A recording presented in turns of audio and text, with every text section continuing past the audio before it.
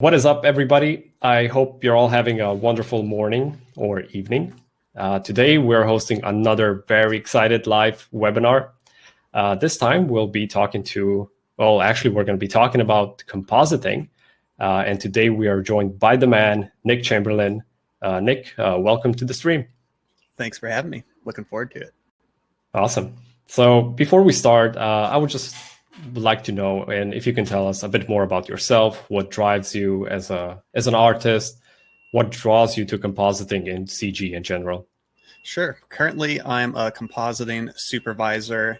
I've been doing that for about 6 years, and I've just always really been attracted to kind of visuals, striking beautiful images. I went to film school, and when I was directing, I would stop listening to what the actors were saying and just focus on the visuals. So I wasn't a good director, but I felt pretty in tune with that, and that kind of led me to visual effects and kind of creating new worlds because it's always fresh. And I also love how much there is to learn because really it's an unending amount of knowledge, and so I feel like I'm always trying to learn more and more, and I love doing that. And I'm hoping in this webinar I can kind of spread some of the tips, tricks, and techniques that I've learned.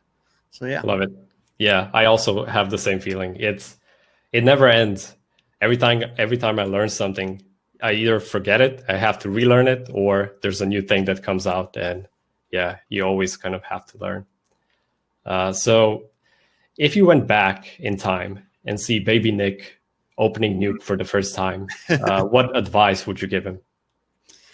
I think the main advice I would have really is honestly just do it as much as you can and find someone who you creatively trust, who you can grow with. Because even now, kind of as a working professional, when you really start diving into shots and you're looking at them for too long, you kind of get blinders on.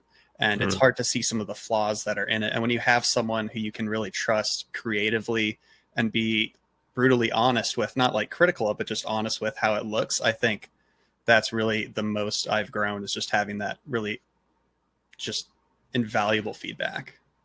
Yeah, feedback, mentorship, and somebody to maybe guide you a bit. Mm-hmm. Yeah, I mean, obviously, we're a bit biased because, this is a Rebelway webinar, but yeah, that is pretty much what we do at Rebelway. We tend to guide people. We try to steer them in the right direction. It doesn't matter if you're a beginner or, a seasoned kind of veteran of the VFX, FX industry, CG industry.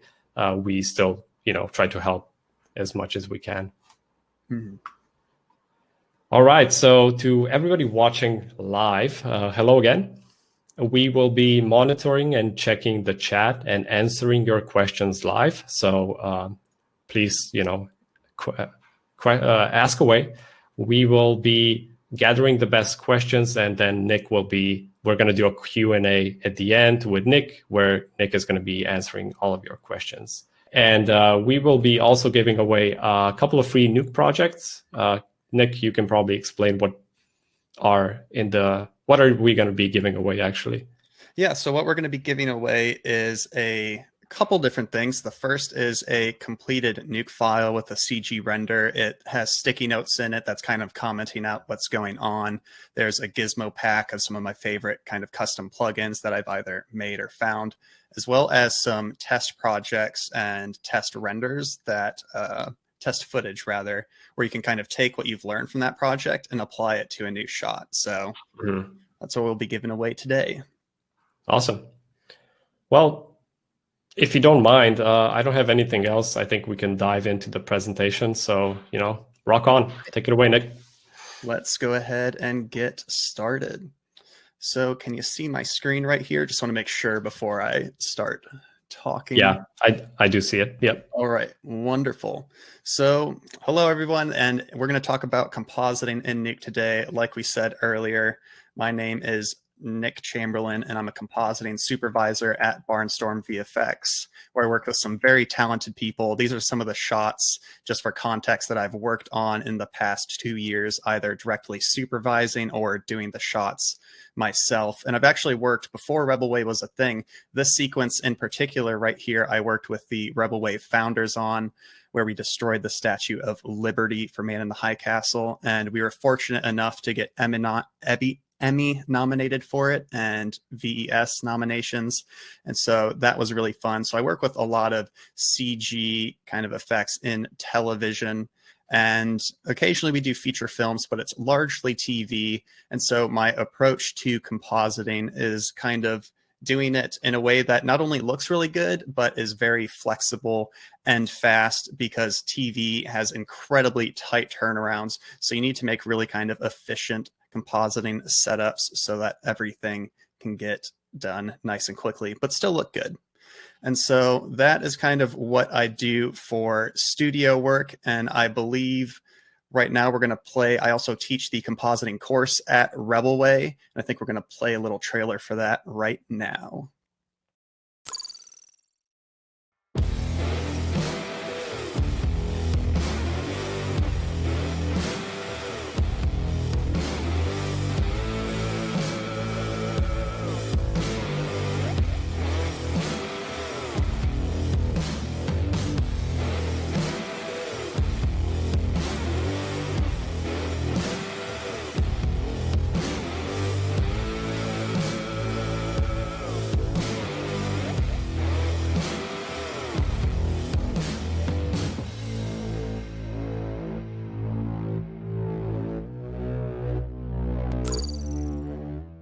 So, like I said, I teach that compositing course, and Rebelway is traditionally known for teaching effects and Houdini, but Rebelway isn't just about effects. That is largely what we're teaching, but ultimately it's about creating beautiful, striking images. That's really what interests me, and compositing is such a huge part of that, because you can see in these raw renders, they don't necessarily look realistic right off the bat, but they have the solid groundwork that you need to really take them to the next level. Because it's not that these renders are wrong, it's just that you need to juice them a little bit to really bring them up to their full potential. And so that's what we have here, all the raw renders, the finished renders that we kind of saw in that trailer. And so we start with real footage and we work our way up. We start from nothing and then we end up with those cool CG shots. We talk about all of the kind of fundamental concepts that you need to know, and basic green screens, edge layering. We have this right here. And then right around week 3 and 4, we start to get into what I think is the really fun stuff. This shot right here is actually the one we're giving away today, this CG statue right here. Talk a lot about CG and how to composite it. So let's go ahead and stop doing a little bit of an ad for the class and get into what everyone's here for and talk about compositing. And before I do that, again, there's a discount code for all Rebelway courses, Nuke25. And if you're interested in any of them, highly recommend the Houdini ones. I take them myself. But anyways, let's go ahead and move on and talk about compositing. All right. So compositing, really there's 2 things that you need to do it. And the first is incredibly, incredibly obvious. And you need some sort of tool to do that. You need a program to composite in, kind of no matter what they're using. If you give, say, an Oscar-winning cinematographer, Roger Deakins, an iPhone, and a film student the nicest camera that exists, it's pretty clear who's going to have the better image. So ultimately, it's about the art and artistry behind it. And that's really going to be the main focus of what I'm talking about today. We're going to be talking about a lot of compositing theory, what makes shots look real. And then we're going to go ahead, dive into Nuke and show kind of the shot process and how we apply that theory. So let's go ahead and start looking at that. And so if creating effects is based on your understanding of physics and kind of the motion and how things work, compositing is ultimately really based on the understanding of photography and how elements in your scene live together. Why is it that everything that comes through the lens looks real? And I've kind of put together throughout my years of compositing just a mental list of things to look for. And based off of everything that I've learned and the great mentors who have taught me, these are kind of the 8 fundamental principles that I think make a shot look real when it comes to compositing. And this is by no means a comprehensive list. If you hit all 8 of these and then show how they're applied in context of a real shot. So let's go ahead and hop right in because we have plenty to get through here. All right, so in your scene, it needs to match. Otherwise, your shot's never going to look real. In this example, we have kind of a split screen where we have two separate plates, and you can see that on the right side, this plate does not even remotely track. It's bouncing around like a beach ball at a Nickelback concert. But on the left side, it sticks in very nicely, and it looks pretty darn real. And so let's take a look, because that's honestly a pretty obvious example when tracking is incorrect. That was bouncing around very obviously. And just for context, I want to show you what these two plates look like on their own, just so it's a little clearer. So I'm going to hit play right here. And you can see we have this blank plate right there. And then we have a static plate of this actor walking up through these bushes. And so when it comes to tracking, it can be pretty difficult to see when tracks are slipping. In this example, when you're looking at it right off the bat, maybe this doesn't really look too bad. But this is actually slipping pretty heavily towards the beginning of the shot. And the best way to track your shots, I can't stress this enough, is to stabilize your work. The inverse of a track is a stabilize. And that will allow you to see any mistakes much, much easier. Now, this may be hard to see over the stream, so I have a blown up version of this stabilize we can take a look at. But if you look right here at this portion of the shot that's stabilized, you can see that this plate is sliding in and it's not sticking. And once you kind of see this in the stabilized view, you can go back to your shot and look at that area, and you'll start to notice that it is sliding all the way through. The salient point is that stabilizing is the best way to check your tracks to make sure everything is sticking when they're not super obvious, kind of like this example. And to talk about tracks a little further, there's generally, when you're comping, there's 3 different types of tracks. And the first one is the 2D track. That's basically when the camera is just shifting around a little bit. There's a little up-down motion, maybe some left-right rotation, slight scaling. It's definitely the fastest way to get an object to stick in your scene. And it is kind of limited. If your camera's doing any sort of 3D movement, it's probably not going to work. It really depends on how much parallax you see in these objects. And then moving up from that, you start to have 2.5D tracks, which is when you have sort of a 3D movement of the object that you're sticking, but it's a flat plane. These are also known as corner pin tracks, planar tracks, and they kind of fake 3D perspective on flat planes. And so you're basically tracking the 4 corners of these flat surfaces. And this is very common for monitor burn-ins, phone burn-ins, all of that sort of stuff when you're doing green screen monitors. And so 2.5D tracks are super handy. And then by far the most complex type of track is a 3D track. And that is when your 3D camera movement is causing a ton of parallax on not flat planes. Or even this, we would never be able to get a 2.5D track to stick the way that these are right here. And this is by far the most time-consuming track that you can get, but it will also kind of allow you to stick objects anywhere in your scene and have them automatically stick. And so these are kind of the 3 types of tracks that compositors have in their tool belts. Not every comper is a 3D tracker. That's kind of an extra skill. And just by looking at a shot, you should be able to narrow it down to which of these 2 you're going to end up using. And so they get slower as you move from 2D track to a 2.5D to 3D.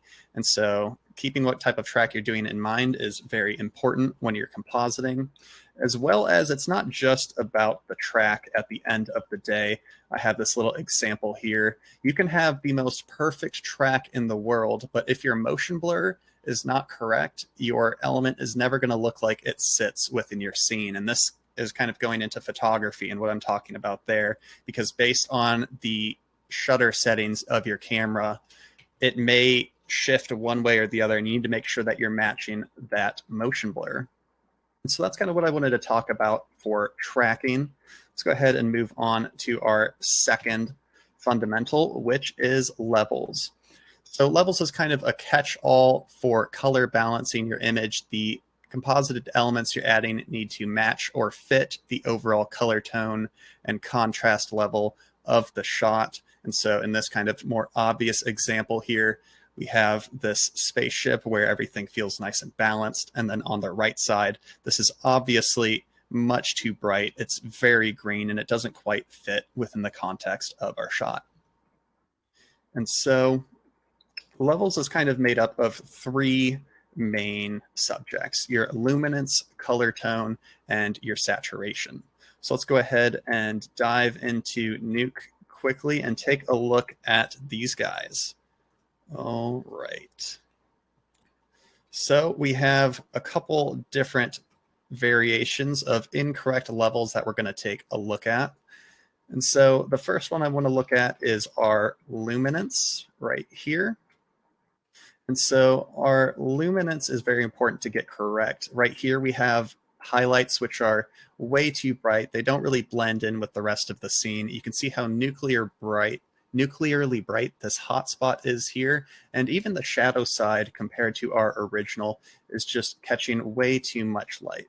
So you want to make sure your highlights, or your white points, some people call them, are lined up within your scene. And then kind of at the opposite spectrum of that, you have your black levels.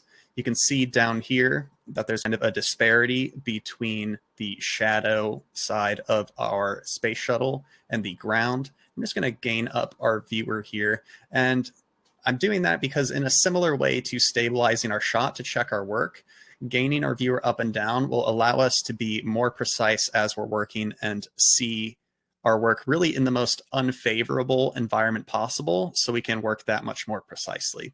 So I gained up our viewer a bit, and you can see that the black levels do not match between these. There's no reason for the shadow of the bottom of our spaceship to be so much darker than the shadow of these rocks over here.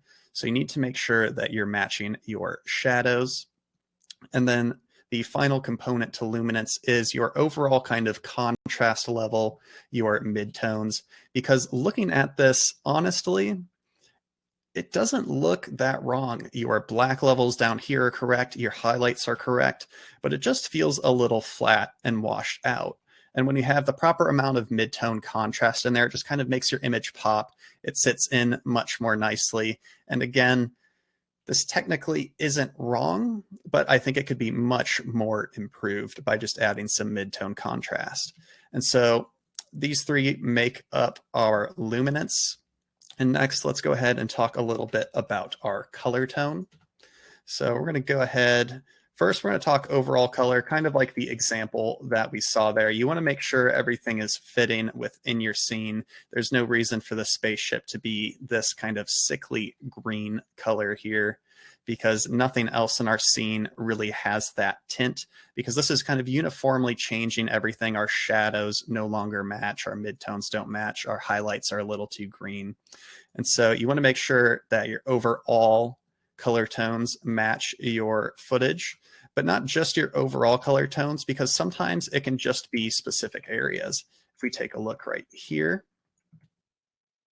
A beam, again, this is pretty subtle. But if you really start to zoom in here, you can see that the shadows of our spaceship are way too blue. The luminance of them is correct, but the color tone is off. It needs to match this kind of rocky color here. Your shadows typically will be very uniform in color, so you want to make sure we are matching those closely.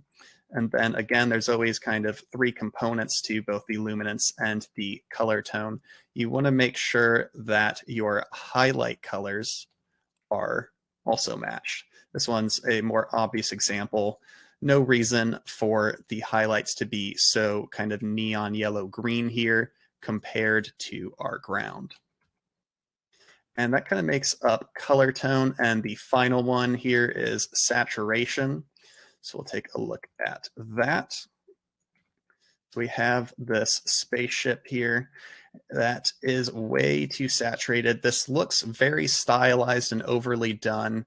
And it's very strange that this really kind of black front of the spaceship is more orange than this kind of brown rocky color. It doesn't really make a ton of sense. It's a very stylized look. And if that's the style you're going for, then more power to you. But I'm trying to blend everything and make it look real, and so this is overly saturated. And you can also run into the opposite problems. If we take this, lower our saturation down a bit, it's very easy to also kind of undersaturate your color tones a bit, and you don't quite catch any of the warmth that's hitting here, or some of these maybe bluer shades that are in the shadows. So you need to make sure your saturation is balanced and in the right kind of levels overall. And then finally, we have bad specific saturation, where just certain parts of your element are overly saturated. This isn't an overall problem. It's more specific to the orange. And you see this kind of color saturation problem a lot actually when you're doing keying and you have spill, because you don't want that kind of green reflection of the green screen on your character to come through. So you would need to do a specific saturation key on that to kind of neutralize all the green. And so that's pretty much what makes up the levels fundamental. And the next one we're going to talk about here is noise and grain. So this is probably going to be a little bit of a trickier one to show through the live stream, just because grain is honestly a very subtle detail, but it is very important, especially in night shots. And if you're working on feature films, this grain is going to be pretty large when it's projected on a theater screen. So it's important to make sure that you're matching it correctly. So how does grain really affect us as compositors?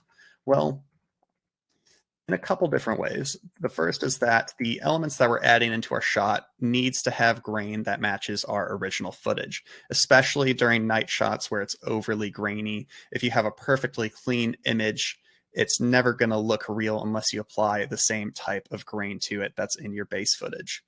And then another way it affects us is that it may need to be removed while we're working, because if you're merging two different pieces of footage together from two different cameras, they're going to have wildly different grain structures and they need to be uniform between them. And also, removing grain as we're working will allow us to work with more precision, especially when we are keying. Let's take a look at this example right here. So this is a little key that we have set up.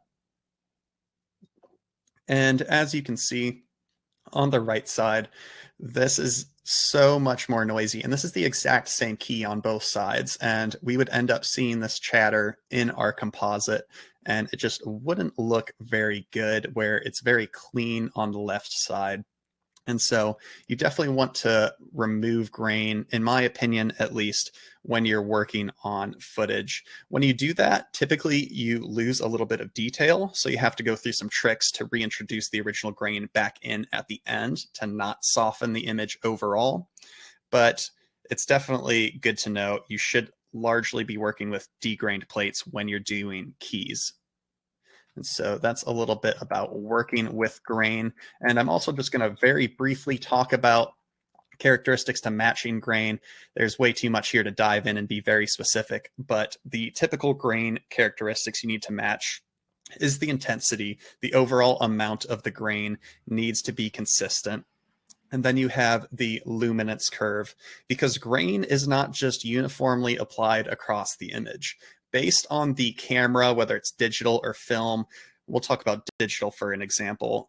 Digital typically has very, very heavy grain in the blacks, especially in the blue channel, and very, very light grain in the highlights. And the amount of grain will vary per channel, red, green, and blue.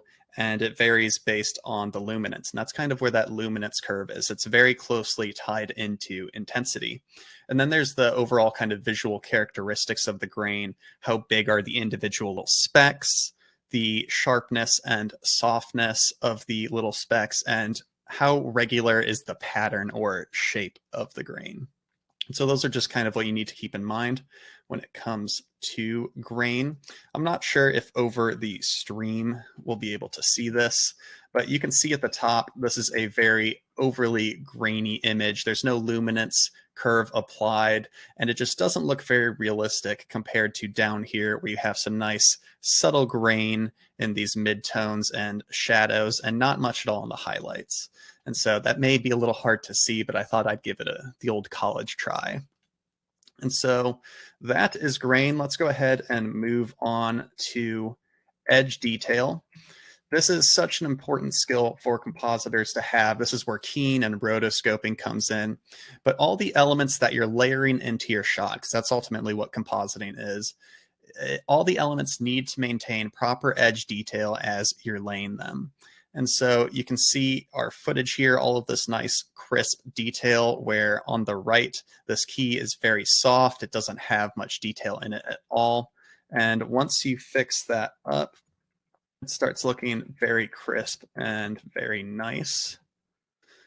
And you can just see the big difference between these two. And so I kind of want to go through these steps when you're doing keys or rotoscoping that you should kind of mentally go through when you're checking edges. And so we're going to go through one at a time. We're going to actually dive into Nuke and look at practical examples of these. So the first step is to extract the edges so they match your original footage in detail and in shape. So I have this example right here of these guys cheersing to the vaccine finally working, I guess.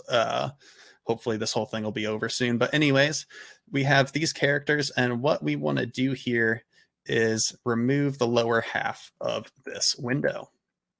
So let's take a look at these steps in action. We have this painted out background right here, and we want to merge them over.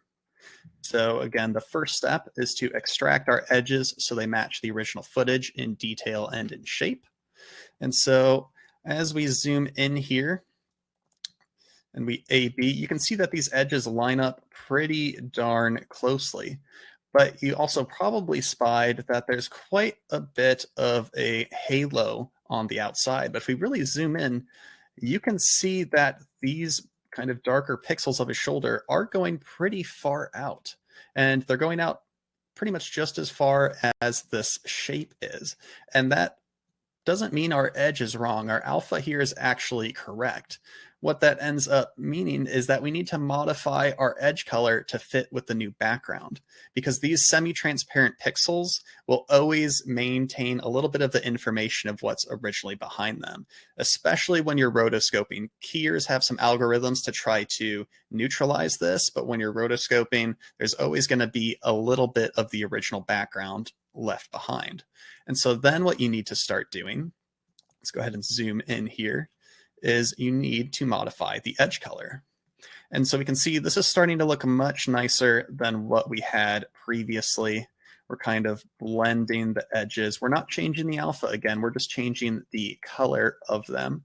And it's starting to sit much, much more nicely, especially when we compare to the original. We can see it still lines up pretty darn closely here. And so then the third step, and this is an optional step, is you can modify the edge position and softness to fit within the new background if necessary. So what exactly do I mean by that? Well, let's take a look at the practical footage right here.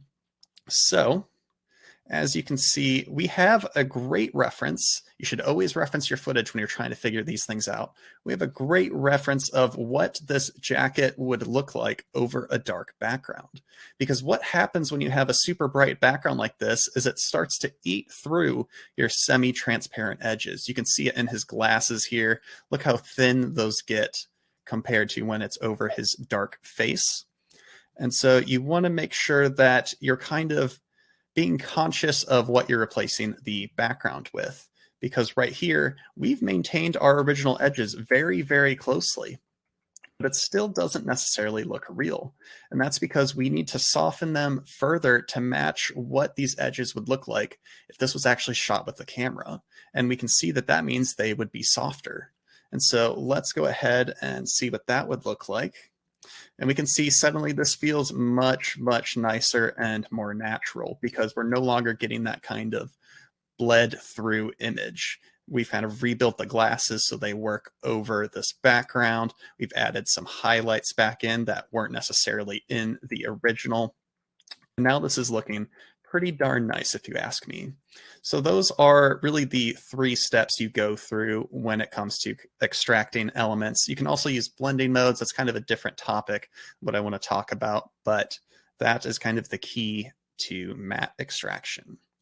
So we're going to go ahead and move on here and start talking about focus. Again, photography, we're keeping that in mind. It's very, very important. So let me just click on this. All right, so defocus. So the composited elements need to match the lens blur inherent in the shot, and it needs to be photographically sound. So in this example right here, we have a singular focus plane. It almost feels like a miniature, but everything in this scene is in alignment with what the focus of the shot is. Where on this right side, we can see there's actually 2 focus planes. We can see super far in the background here, this is tack sharp. It gets very blurry. And then again, kind of in our foreground, it gets sharp again. Unless you have a very specific piece of glass in front of your lens, this is physically impossible. And so it's not good focus. And so there's a couple things that we need to match when we're dealing with focus. And the first is the focus amount. Depending on where you're placing your element in the footage, you need to make sure you're matching the intensity of the blur. In this example, if you're placing an element on the foreground, we wouldn't really need to blur it at all if it was right here. But if we were placing, say, birds in this deep background, they would need to be super out of focus. And matching the amount of blur is not the only important part, but you also need to match the style, shape, and texture of the blur. And what exactly do I mean by that? Let's take a look. This is a dot that is being defocused in 2 very different ways. We have a generic blur. If you just made a blur node in Nuke, it'd look like this. And then we have a lens bokeh texture. And just even put over a noise pattern, you can see which one feels more photographic, because every lens will have slightly different bokeh effects based on what is in front of the camera, if there's any filters, the lens. And you need to make sure when you're defocusing elements that the amount of defocus is not only correct, but you're matching the texture. Because if we look here, for example, we can see just how different this one texture is from our example. And we would need to make sure that we're matching this very closely. And the cool thing is, with shots like this, you can actually extract the exact bokeh texture you need and then kind of copy that to the elements that you're blurring. And matching the shape also, depending on the camera, there can be a little bit more trickiness to it. And one of those is the cat eye effect. As we look right here, we can see in the center of our frame that there's a nice big circular bokeh shape. But then as you start moving to the outside, it starts to turn into a little bit more of a football. And so if we were replacing part of this background, we would need to match this kind of horizontal, like, bunching in of our bokeh shape. And so that's something that's very important to keep in mind. And when we're talking about defocus, we should also be talking about depth of field, because it's something that we all inherently have seen enough photography and films to really understand depth of field and the information it conveys to us. And so what exactly is depth of field? It's the areas of your shot that are considered to be acceptably in focus. In other words, depth of field determines exactly how defocused a given object should be based on the distance to the lens and the camera's aperture. And so it also, of course, depends on the focus plane, but the depth of field is determined by a few factors, and it really informs us of quite a lot of things. It tells us a lot about scale in particular. In this film, Ant-Man, we can see this looks and feels like it's very small, and the main contributing factor to that is the depth of field. Of course, there's these giant shoes and belts and whatnot, But a huge factor to that is the depth of field, because it conveys scale. So if you're adding your own depth of field to CG shots, you want to make sure that you're doing it in a physically accurate way so that the proper scale is communicated. And you can use this trick in the inverse way as well. With tilt-shift lenses, they pull a couple tricks to make things feel like miniatures, but one of the biggest ones is adding a very shallow depth of field. This is a real location, but it feels like a miniature because of how shallow this depth of field is. And so we understand a lot more about focus inherently than we may originally think we do. And then closely aligned to defocus is our lens effects. And so lens effects, there's a lot of them. We're going to go over the big ones today, but they are imperfections in lenses that we see in footage that we need to match if we're using real footage, or imitate if we're creating a completely CG shot. So let's take a look at some of the more common lens effects right here. And so if anyone has seen a J.J. Abrams movie, they're very familiar with lens flares.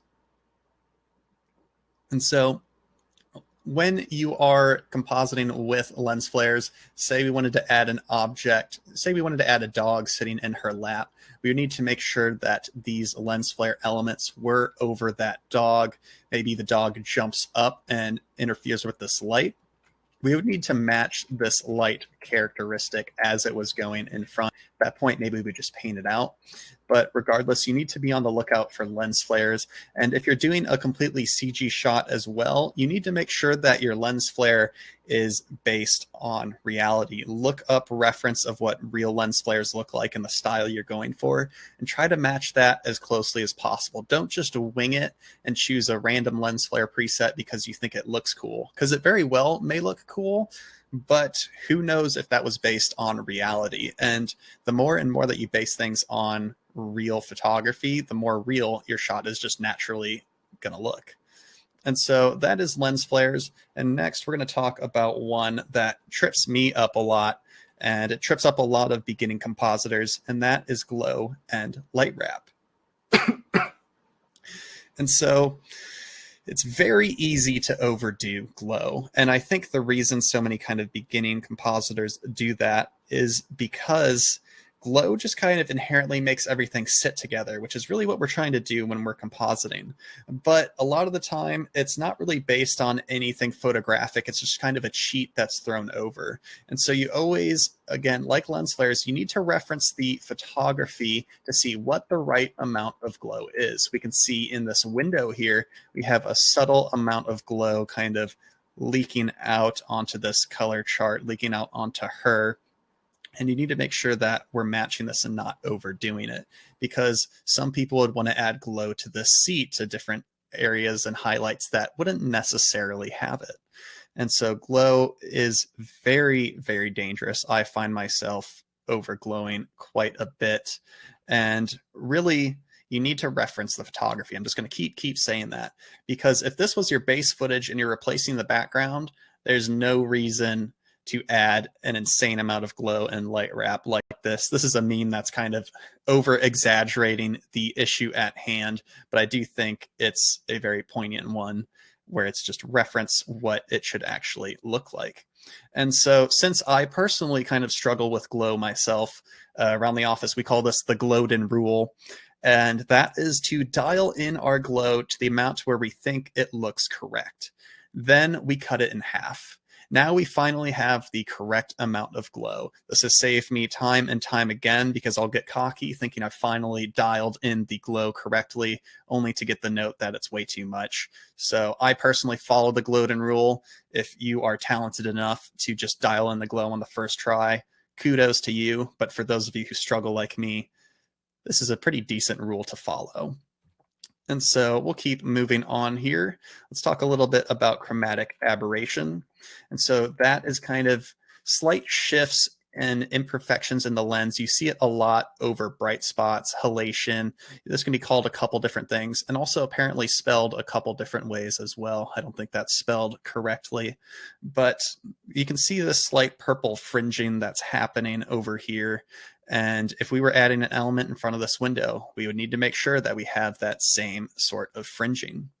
And so you see it a lot of the times over very bright objects. And then you also see it. This is a super close-up of one of the shots from my class, but there's a subtle little green and red split, excuse me, that is happening over the footage here. And these are CG elements that we've matched to the practical footage down here. It's very subtle depending on the lens. Sometimes older lenses have a lot of chromatic aberration. It's just another thing that you want to make sure you are matching.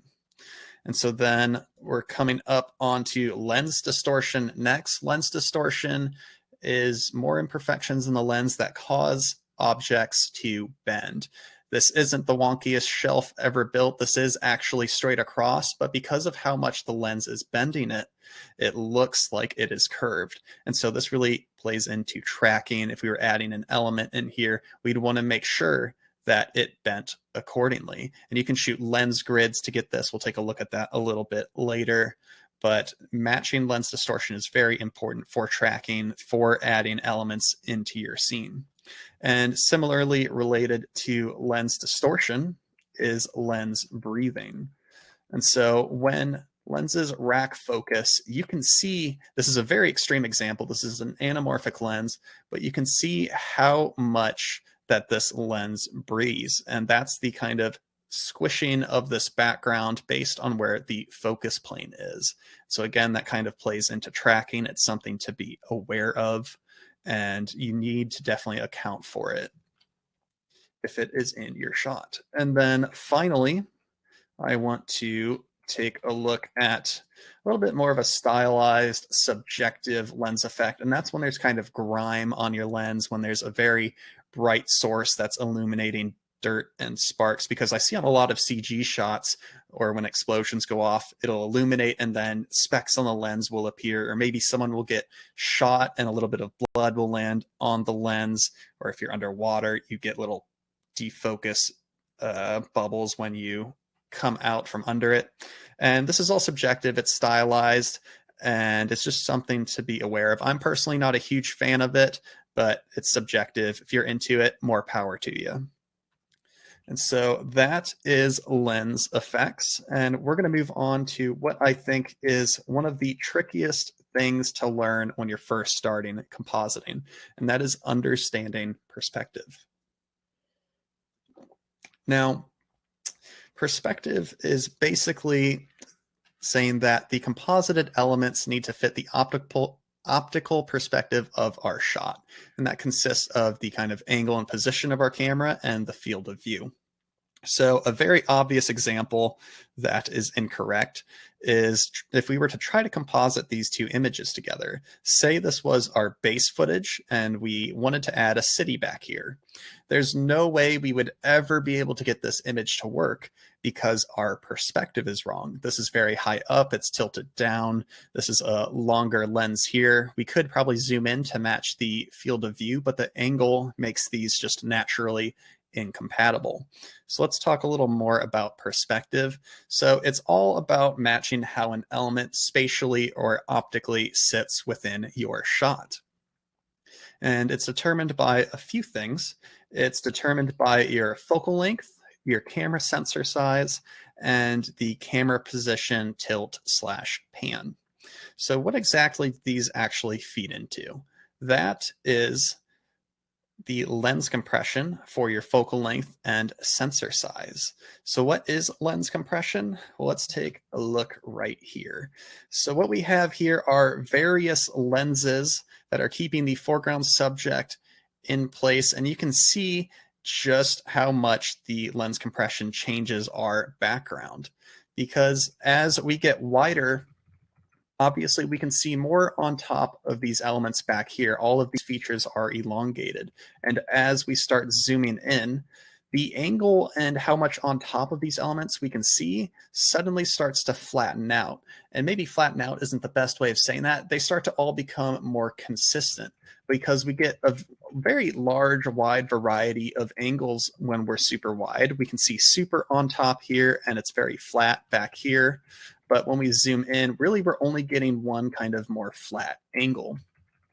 And so matching the lens compression is very important because, again, we've seen so much media, we've seen so much TV and films that we inherently know when lens compression is kind of wrong.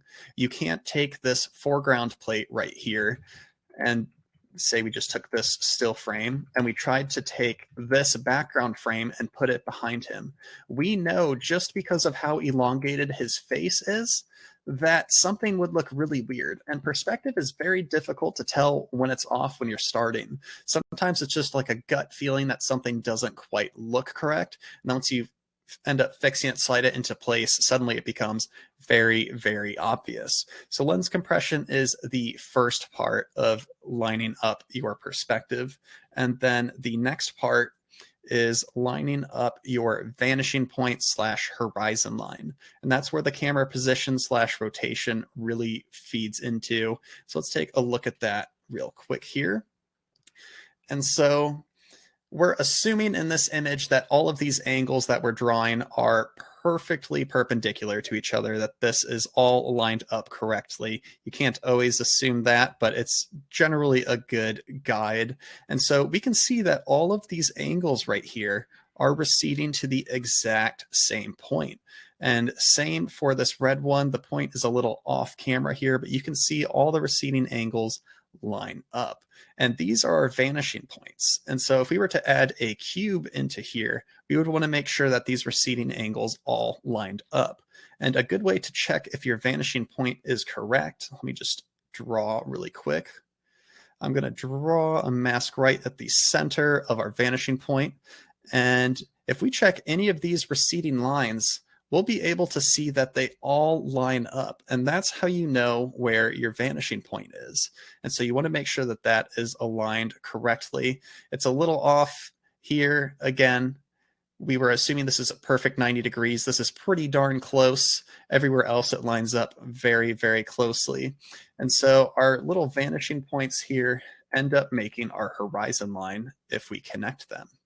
And you want to make sure that the tilt of your camera, which is kind of establishing where the horizon is the same between your shots. And so you can kind of tell how much your camera is tilted based on the receding lines.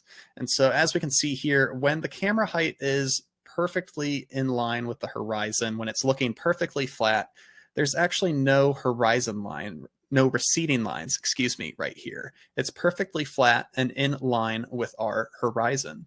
But when we're looking up, the receding lines go down. Obviously, we can see underneath our object.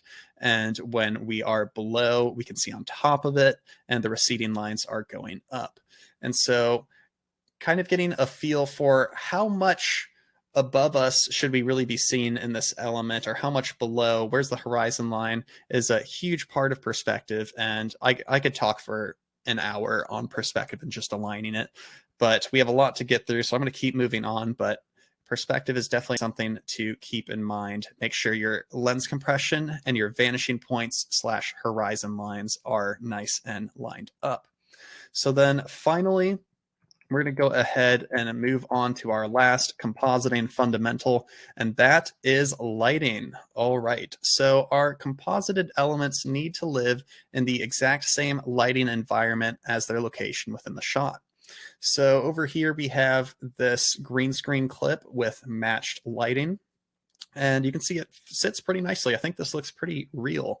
But then when you take the exact same key and drop it into a different shot, suddenly this looks pretty phony. And the main reason for that is because of our lighting right here. You can see on the front of their faces that they have this very harsh hit that we're not quite getting with our actor here. And that's making this immediately jump out as wrong.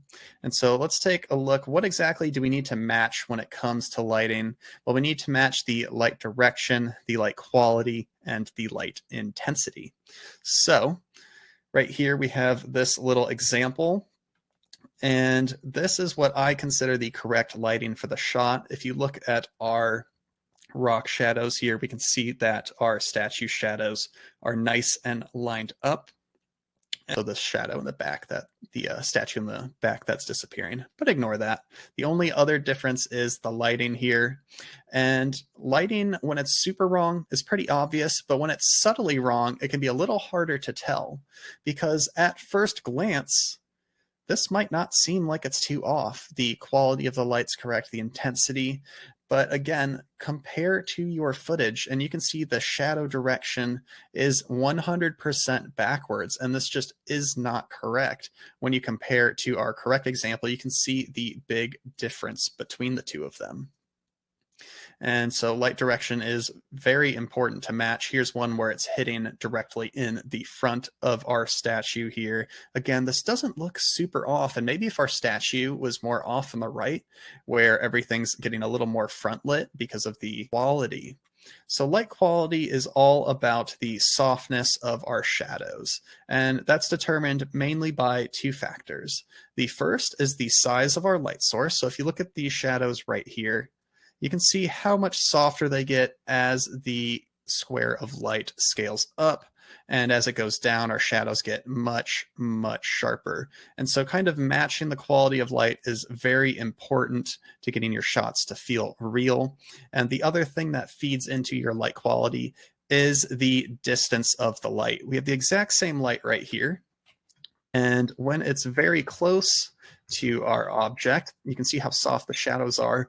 But as we move away, its relative size is actually kind of shrinking. And so the shadows are very, very harsh.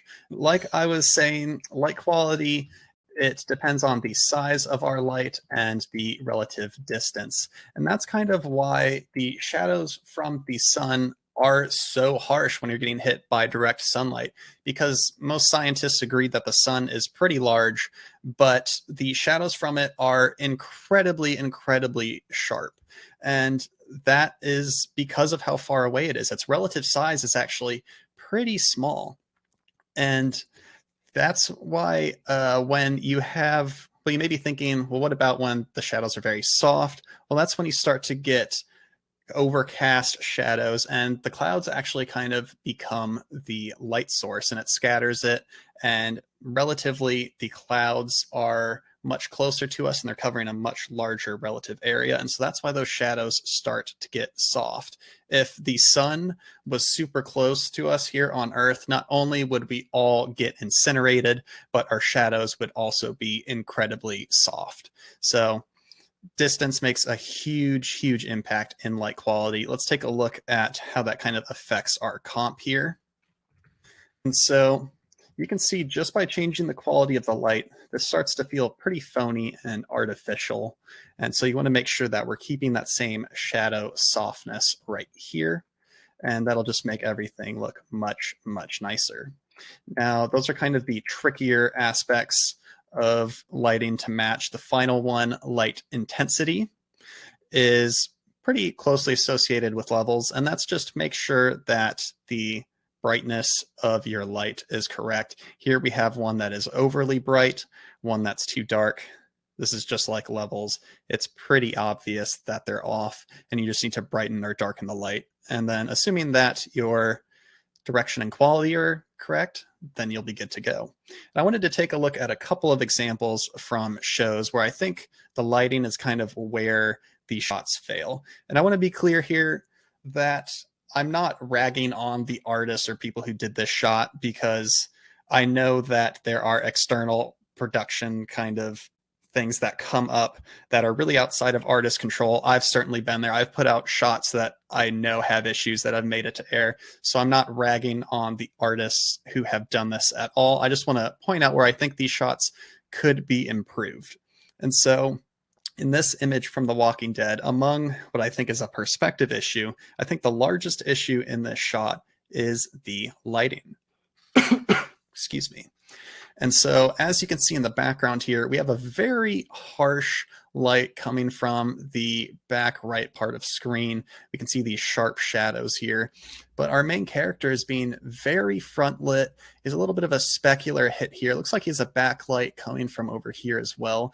And that's making the shot feel very, very artificial. And this made it to air. This happens on big productions more often than artists hope it would. I it's very kind of tough to bear with your artistic soul when you have to get stuff out very quickly and there's kind of weird pressures put on you.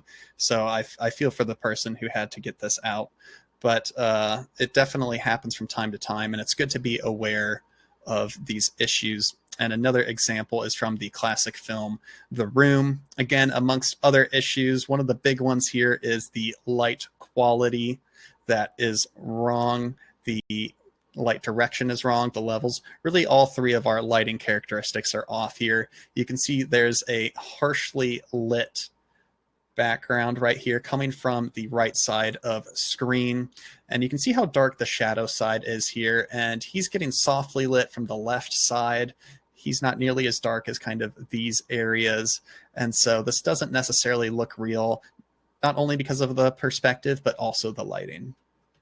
And so those are the 8 compositing fundamentals. And again, this isn't a comprehensive list of everything that's going to make your shot look 100% real, but this is a great platform to launch off of to make sure that the very basic ground level aspects of your shot work. And so, yeah, we have tracking, levels, grain, edge detail, focus, lens effects, perspective, and lighting. All right, so now that we kind of know the theory behind compositing, let's go ahead and stop just talking about it and look a little bit more closely at how it's actually applied in our shots. So we're going to go ahead, dive into Nuke again. We're going to take a look at one of the fully CG shots in my class and see first how it's constructed and then how we can apply our theory. All right. So we have this shot right here with all of these cool explosions going on. And let's take a look at how we went through the process of making this shot, and then we'll run through all of those theories and make sure that they're being properly used here.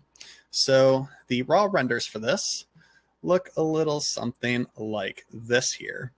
So when it comes to CG compositing, there are some advantages and disadvantages. And when I say CG compositing, I mean fully CG shots, because there's really a great advantage to them. And that is that you can do whatever you want. There's no baseline that we have to match. We can be very creative. We can make a lot of stylized choices and really make this look however we want.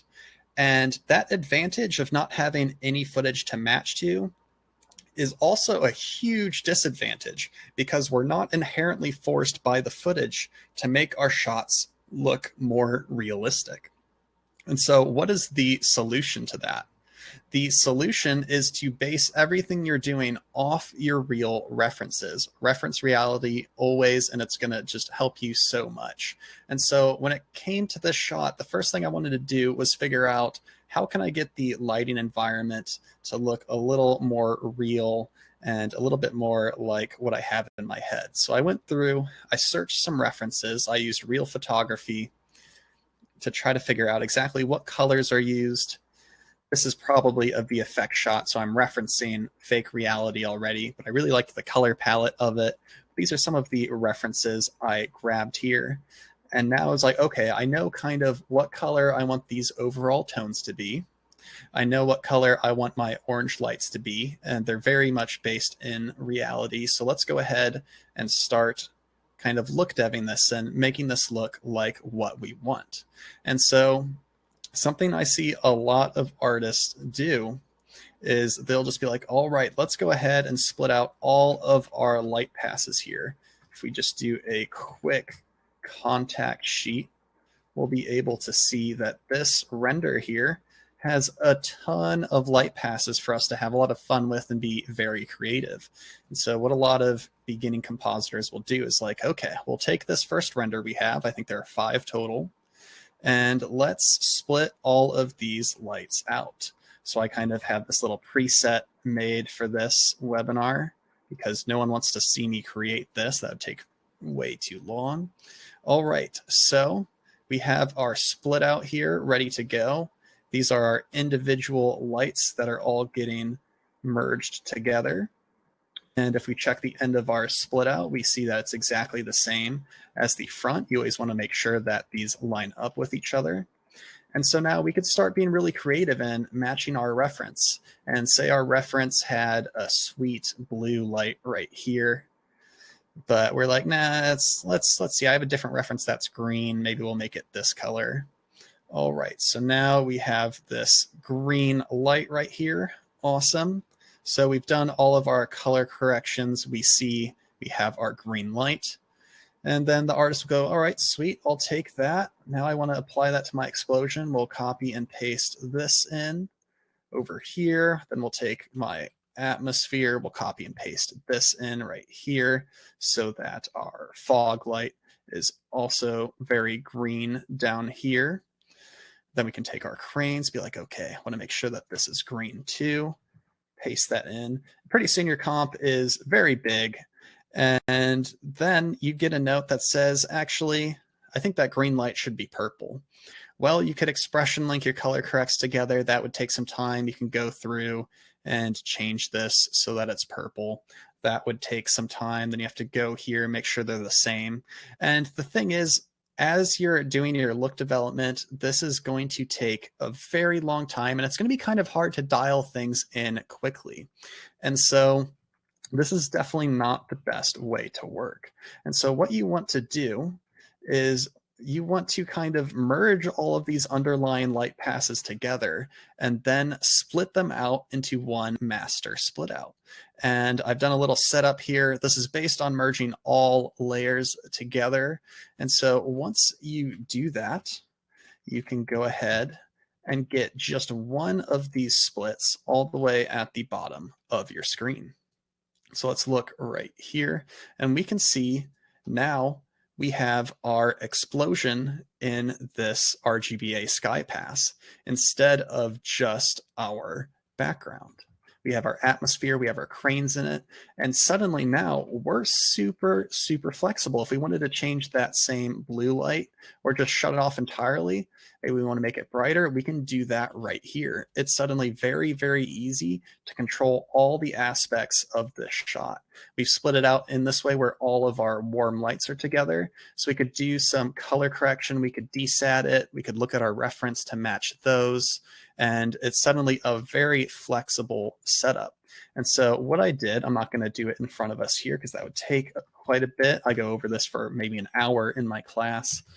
And we go through and we start lining up our shot to our reference. And now we have this nice little color correction happening here. And let's just take a look compared to our refs. And so you can see this is starting to line up pretty closely to this footage. Right there, we have those kind of blue tones. So then typically with fully CG shots, the next thing I try to do is just look through it and try to figure out what all we can improve. And so whenever something feels kind of strange to me, the first thing I start doing is digging up references. And in this shot in particular, I noticed we had quite a bit of a blank spot over here. I was like, well, we don't want that to just be a empty diffuse texture. Let's try to get it to look more real. Let's add some realistic textures to our floor here. And let's see what, given what we know about this environment, what would we add in there? And so I ended up looking up a bunch of references because I saw the cranes and it's like, what sort of markings on the ground do we have in here that we could add to the shot? And so I compiled, I think I have like 20 or so references here, and reference reality. And I was like, okay, I really like how these look. I grabbed bits of this from Alien. And so I set out to make a little bit of a matte painting here. And let's just take a look at that really quickly. And so we took this and we just added some nice texture over here. We added little details and we set that through a camera with a card so we have the correct perspective and tracking. If Nuke will kind of work with me here. It's always a good time to freeze when you're showing people something. And so we kind of have this little matte painting that we set up, and we set it up in a way where it is going to blend with our light passes. This is still feeding through everything, and we have complete and total control. We could still turn this off if we wanted to. And so we did a little bit of a 3D setup there. We have a camera feeding into that so that it's going to automatically track with our shot. And then once that matte painting was set up, I was like, okay, this isn't as empty as it once was. I think that looks pretty good, but the rest of our scene still feels pretty dead. And so I started referencing our scene because I wanted it to have a consistent kind of creative direction. And I was like, well, we need some lights in here. There's lights everywhere else in our scene. And so what I did is I went in, I just did a little freeze frame of our lights, and I started adding them all over our scene. I have another little 3D projection set up in here that is in line with our geometry, so it tracks. And we just started adding lights in here, and all these little things just started bringing this to life. So let's go ahead and turn that on.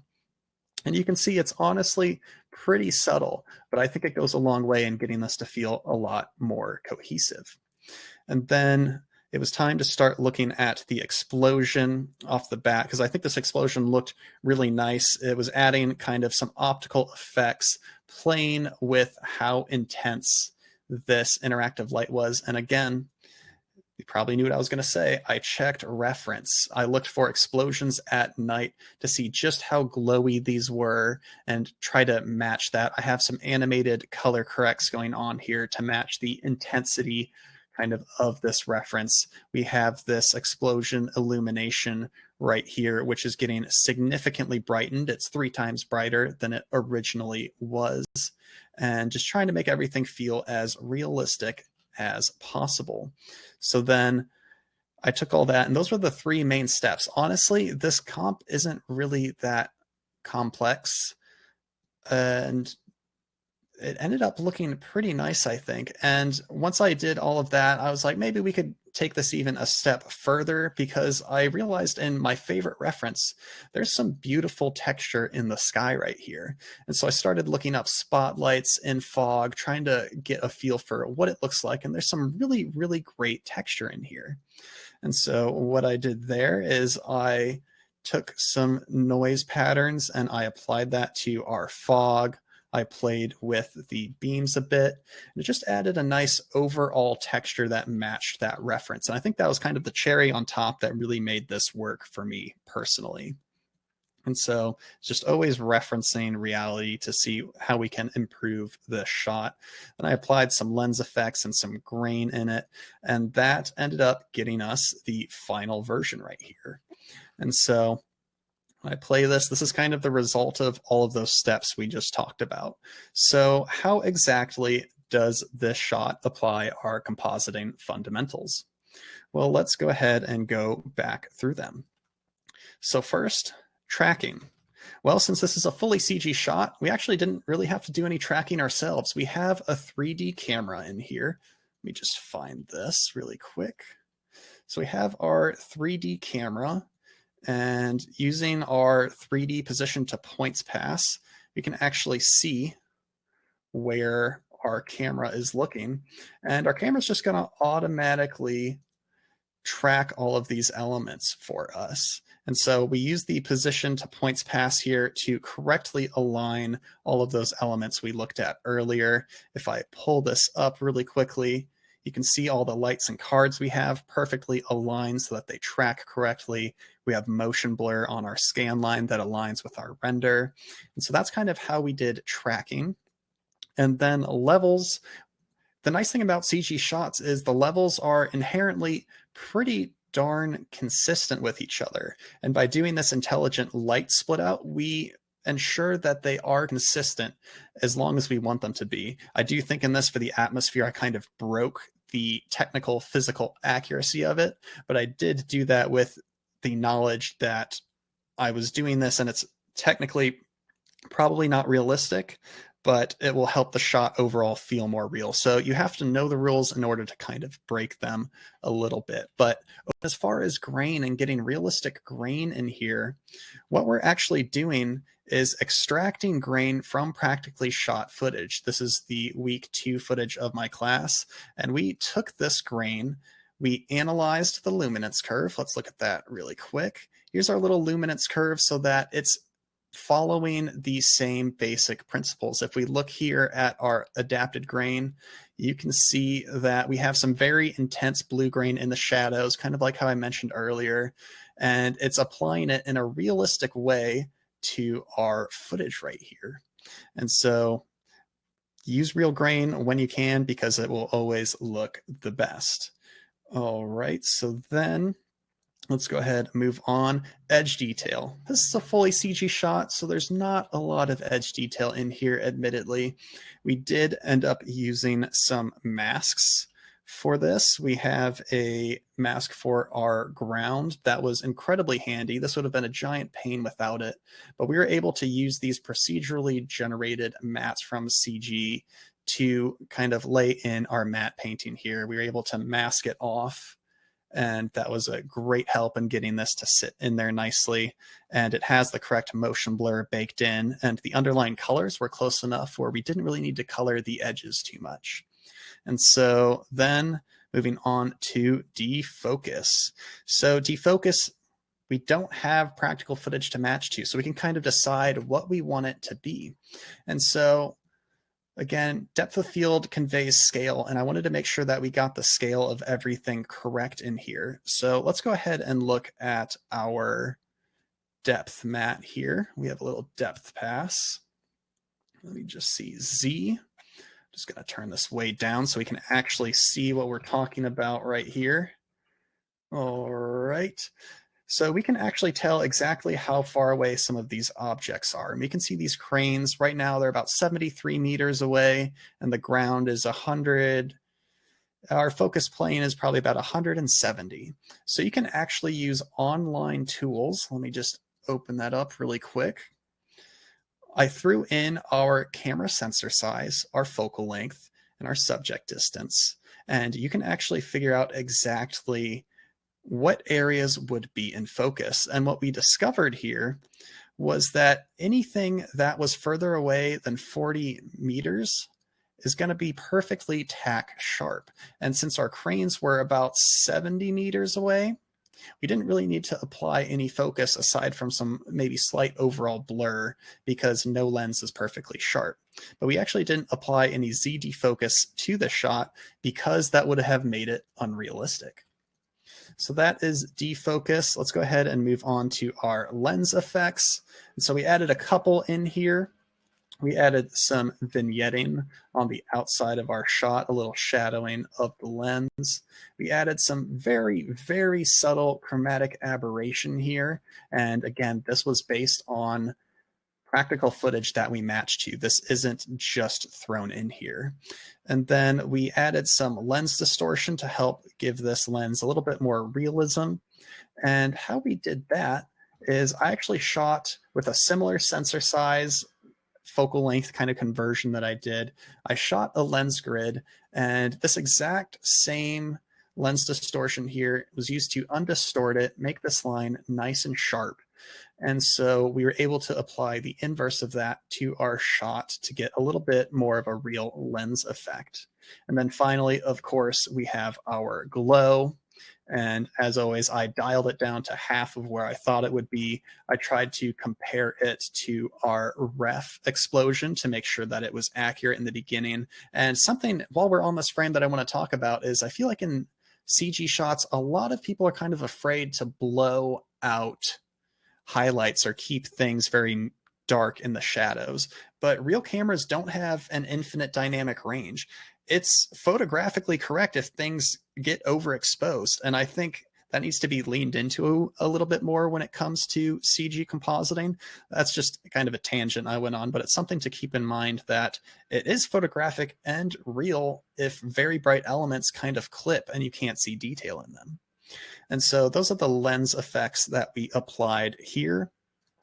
Perspective, we kind of touched on this a little bit, but by using the correct 3D camera and keeping our scene nice and aligned to where our 3D scene was, our perspective was automatically going to align with the 3D of these out, so that we could control whatever we wanted to very easily, nice and consistently, so we can get a nice looking look dev on our shot. And those are how we applied the compositing fundamentals to that Nuke script here. And that's really all I have to talk about. Again, we're giving away some cool free stuff. This statue project, I have a Nuke script with some details on how it was constructed in here. I'm including these 2 footage elements for you to try it on your own, right there and right there, and also some alternate statue renders. And so we're giving those away. I'm not entirely sure. Urban, do you know how we're giving that out? Could you remind me? I think we're going to send it through a link. It's going to be a Dropbox link, but I'm not sure if we're going to add it in the chat, or maybe that's going to come later via email as well. Sure. So then, yeah, we're going to give that away. I think it'll be great to first see how a shot is constructed, then maybe try a variation of it on your own. If you thought this was interesting, this is kind of a brief overview of some of the topics I go over in my class. There's a discount code Nuke25 for all Rebelway courses. So if you're interested in any of those, go ahead and do that. And I figured while we were here, I just want to kind of show some of the student work from my class, because these are very well done projects and they did a really great job with these. And I think the nice thing about some of these shots is you can kind of take them and make them your own, because really depending on your backgrounds and keys and what your references, you can kind of make them into your own thing. This one, for example, is very, very well done. And I kind of like the look of this. It has a little bit of a different style than I originally went for. Some more green screen keen here. And yeah, I just think these are all very well done. We have the spaceship shot coming up right here. And then we have a cool cold alternate of the spaceship shot. And so all really well done projects that were done in mostly the first class session, but I think there was also 1 or 2 in there from the most recent that's currently going on. And so that's all I have currently. And so I think question time, is that right? Yeah, dude. The webinar was amazing. Thank you. A lot of people said that the way you speak is so clean and so clear that it's hard to believe. That's this microphone. Yeah, it's all the microphone, guys. Yeah. I did record a couple of questions. Obviously, we're so sorry for the loss of the connection. I did write down a couple of questions that were popping up. One of them was, how do you, if you're a complete beginner, how do you start? Like when you're even afraid of the UI and you're even afraid to even dive into Nuke and compositing, how do you start? Mm-hmm. I think really, well, it's kind of tricky because I admittedly, I started from After Effects. I think Nuke is a little bit more of an intimidating program to get into. I did as well. Yeah. And I think After Effects kind of prepared me, because the nice thing about Adobe products is that they try to help you, but that's also the worst part about Adobe products, is that sometimes they help you in the wrong way, where Nuke is very much a kind of black box, do it yourself, anything. And I think the best thing to do, honestly, what I did when I was learning Nuke is I went to like 4 different tutorial sites and I watched all their beginner content. And then I kind of pitted them against each other and was like, does this kind of make logical sense to me? Because I think there's so much great Nuke content out there that it can be kind of hard to find the right ones. But I'd say just dive into beginner classes. And really the key thing is to just do it. Don't just watch tutorials and follow them. Make your own personal projects that are maybe inspired by the techniques of a tutorial. Because something I also do at my job is I interview compositors, and tutorials to me really more so show that you can follow instructions and not necessarily that you can apply the concepts from those tutorials. And that's not ragging on them, because I love tutorials. I consume them constantly. But I think being able to apply the concepts outside of that specific scenario is so important. So I'd say find beginner tutorials and then take what you've learned from them and do it on your own. Awesome. Yeah, I think that was a very thorough answer. I have a bunch of them, so I'll just go through them and Sure. yeah, let's just bang them out. How much time do you usually get per shot, and how do you collaborate with other departments? Ooh, that is such a good question, because really, and it's going to have such an annoying answer, and that is, it really depends on the shot, because some big CG set extension shots I've worked on, just the creative process takes a good 60 to 70 hours of actual working time to get it done. But other times you may have a monitor green screen, and that should be done pretty darn well in about 3 to 4 hours. So it all depends on the complexity of what the shot is. And I've found that the more creative a shot is, the more kind of revisions it's going to go through. And so anything with CG typically will take much longer. I think a big CG shot is somewhere between like 40 to 60 hours of solid working on it. And that's not including render time, which adds who knows how many hours of kind of waiting in between iterations.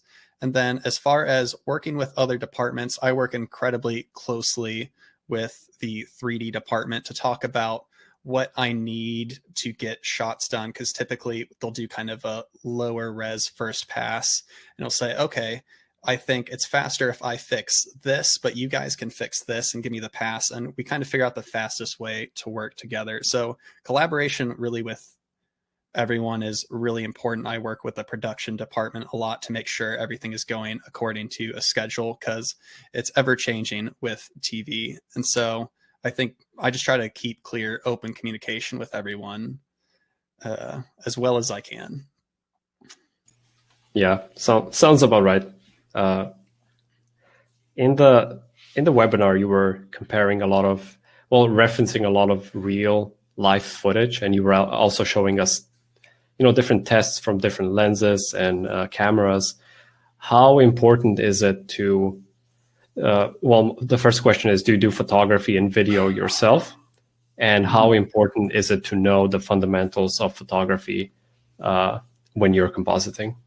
Sure. Yes, I do photography myself. I love shooting, creating images in general. And I think honestly, it's probably the most helpful thing you can do when you're learning compositing is understand photography, because it will not only train your mind aesthetically, you start to know all of the little nuances that go into it, because when there are compositors who don't necessarily understand photography, they'll see something weird in the footage and be like, I don't know what to do. What is this? Where the compositors who understand photography will say, oh, that is because there's lens distortion, there's rolling shutter, their ISO is too high. And I think that knowledge is, I would say, paramount to being a great compositor. Yep. Yeah, I agree. I would pretty much say the same thing. You need a really good eye in photography and videography. I think even if you're just doing effects or if you're doing 3D in general, you need to know the basics of photography. It's going to help you tremendously. Actually, I don't think you can do 3D or compositing without that knowledge. It will definitely limit you, I think. Yeah.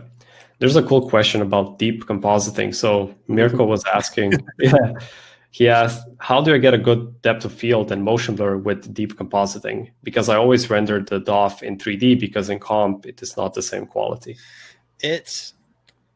Depth of field is very tricky, and deep is also, I think a lot of people, and at one point I was one of these people as well, look at deep as this kind of flawless solution where every problem it solves, it creates like 5 new ones in terms of speed, your ability to work with it. And honestly, sometimes the best thing to do is render with depth of field baked into your render. It's all contextual and depends on the shot. If you have very opaque objects, not like smoke or any atmosphere, but if you have opaque objects, I think deep works really well. You need a specific plugin to do depth of field with that. PG Bokeh works. I think it's the only one that works with deep data, but that will do a really good job with the depth of field and get that to work. But honestly, depth of field is a giant pain. Typically, what we'll do is kind of render it in layers and apply individual ZD focuses to make sure everything blends together. Yeah, I do. I never render with depth of field because it's too slow. It's depth of field is just it's very tricky to do, and it's kind of a per situation what is the best approach, because sometimes it's deep, sometimes it's split it out, and when neither of those are necessarily an option, sometimes it's like we got to bite the bullet and do it in render. 100%. What's the difference between color grade and color correction, and in what order do you do them? So they do very similar things. I go over this a little bit in my class, but the primary function of both is the same. The grade node is there mainly so you can match your black point and white point very specifically. And then the controls after that are the exact same as your color correct master controls, where color correct is more based on specific areas of your footage you want to color, because there's a saturation slider in color correct. And what you can do is isolate specific areas and say, I only want these sliders to affect my highlights. These only affect my midtones. These only affect my shadows. So color correct is a little bit more of a precise tool, and it has a saturation slider, where grade is more about getting your overall luminance correct. You can do pretty much the same thing with both of them, though. Mm-hmm. Awesome. There's an interesting question, like the debate between removing chromatic aberration versus adding it, and the same question for lens distortion. When would you rather fix the lens distortion or add it to like CG plates or anything you would add in comp? I typically, the rule of thumb I always follow is match the plate. And so I never remove chromatic aberration. I will when I'm keying, but then I'll add it back in at the back end. And lens distortion, if it's in the plate, I always keep it there. As far as for fully CG shots, that's a bit more of a creative choice that you need to consciously make. I'm always a fan of add those imperfections in, because all of those subtle effects will really add up to making your shot feel more photographic. Just make sure you don't overdo them to try to be more photographic, because I think it's very easy to sway in the opposite direction as well. Yeah, and I think the same goes for when I come from the videography / filmmaking world, and people were always trying to remove chromatic aberration, remove any kind of imperfections. And when I switched to 3D and VFX, it's the opposite. We try to add all of the imperfections back in, which is quite funny. I remember you mentioned Roger Deakins, and I know him quite, like he's one of my top at least 3 favorite cinematographers. He was always saying that he doesn't like lens flares, because to him, he feels that it's an imperfection and he doesn't want to see them. I think he almost said that it almost like breaks the illusion somehow. Yeah, definitely. But I do like lens flares, especially. Our friend JJ Abrams also. Our friend.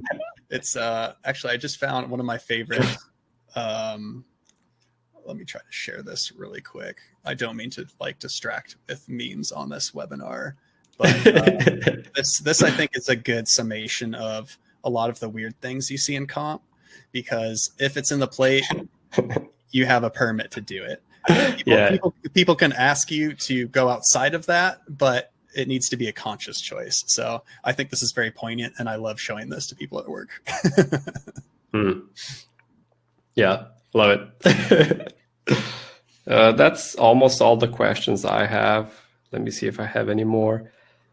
Shot tracking when you have that much of lens breeding. I think when you were showing the anamorphic lens and the lens, the breeding it was having, how would you track a shot like that if, let's say, they were, doing a rec focus mid shot? So when it comes to, and I do either a 2.5D planar track, because that can catch the squish and skew of the image if it's simple enough, or you can just do a planar track. That typically will work pretty well. If it's a fully 3D move, I'm personally not a good enough 3D tracker to track that. I use a little bit of Synthesize, but that is beyond my skill set. I would definitely say, though, if it's flat to the camera, you can get away with a planar tracker for it. Okay, so you're saying that for more advanced tracks, you have specific departments that do that type of thing. Yeah. In the workshop, because it's quite an extensive workshop, do you start with more beginner stuff, introductionary stuff, and then build it up to? Essentially, the question is, how beginner do you start and how advanced do you finish? I start assuming you know nothing about Nuke and nothing about compositing. I'll assume you know a couple of basic VFX terms. I'll use, plate, foreground, background, that sort of stuff. But we start from nothing and build all the way up to what you see in the last week. And I will admit, it does get pretty dense during it, but I'm trying to really pack everything in there so that you can really grow as much as possible. Because I figure if the content's a little dense and maybe you need to watch it, certain videos 1 or 2 times, that's definitely better than feeling like you're not learning enough. So yeah, start from the ground level, and by the end, you have everything you need to complete those shots. Yeah, I think that's the best way to go, where a workshop actually covers everything. So it's suitable for beginners and maybe even medium to advanced compositors. So everybody can get some knowledge out of it. Yeah. Okay, so I think the last question, then we're going to have to wrap it up. How do you deal with large-scale ocean comps, especially dealing with foam and spray? And then you also have fog. I'm not sure. I'm trying to think, because I'm not sure the process, for me at least, has really changed when it comes to ocean comps. It's kind of the same thing. You can certainly do with some big effects-based shots. A lot of it is built into the effects, and you can't change textures and whatnot. But I don't think my approach would largely differ from what we kind of went over. I would sit back and kind of see, what do I think looks kind of off with this? I'd go through my fundamentals and then either see if it's something I can fix or 3D can fix. But I don't think there's any specific compositing workflow I go through that's necessarily different. So it's very much similar to the other kind of, you essentially use the similar compositing workflows, even when you're dealing with water shots and such. Yeah, definitely, because it's all, it's all context dependent, every shot. And that's why I love this so much, is that every shot is going to provide new challenges that you need to find creative technical ways to overcome. Awesome. I think that's it. Yeah, I think that's it. Nick, awesome. It was a pleasure. It was super cool listening to all of the Nuke tips and tricks. I'm pretty sure everybody in the audience enjoyed it as well. Do you have any last words? Go make stuff. Make your own personal projects. That's the best way to learn. Yeah, I completely agree. And with those words, I think we're going to wrap this up. Thanks, everybody, for watching, and see you guys in the next webinar. Bye-bye.